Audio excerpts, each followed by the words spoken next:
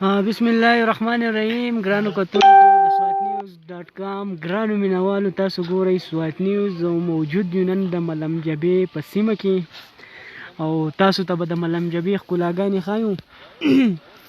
ملم جبې ته راغلي، اکسیجن کم دی نو هغه اواز رانه هم نه راوځي. نو دا ښکلې غرونه دي، دلته کې چیر لفټ دی، دا میلمانه راغلي دي، خلک د ډیر د لرې لرې زګون راغلي دي. ښه خوندونه اهلي د واورونه، تاسو هم راشئ، خوندونه والی د دې نه مزې والی. بالکل کامل زیات دی، د ځان سره جیکټې جرسیانې او دا ښه ټریټ راوړئ.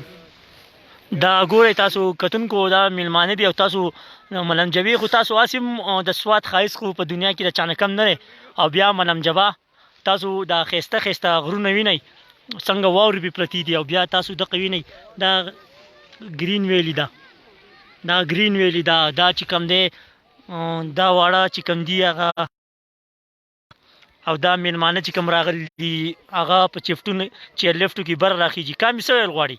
یاره زه خو به دغه ووایم چې څوک نه دي راغلي ملم جبې ته، نو ضرور راشئ او د دې واورو نه خوندونه والئ او ښه مزې وکئ. دلته کې خو ښه ډېر ښه میلمانه راغلي، تاسو وکتل د چین نه هم څه میلمانه راغلي دي، پنجاب نه راغلي، لاهور نه راغلي، پېښور خوندونه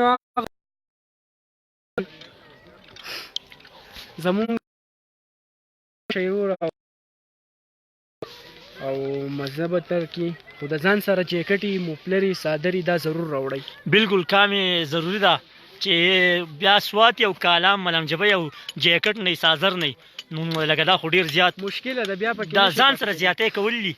نو تاسو خامخا راشئ ملم جبې ته، په چیر لفټونو خوندونه والی او تاسو وینئ دا چیر لفټ دی، ډېر ښکلی ځای، ډېر ښکلی. تاسو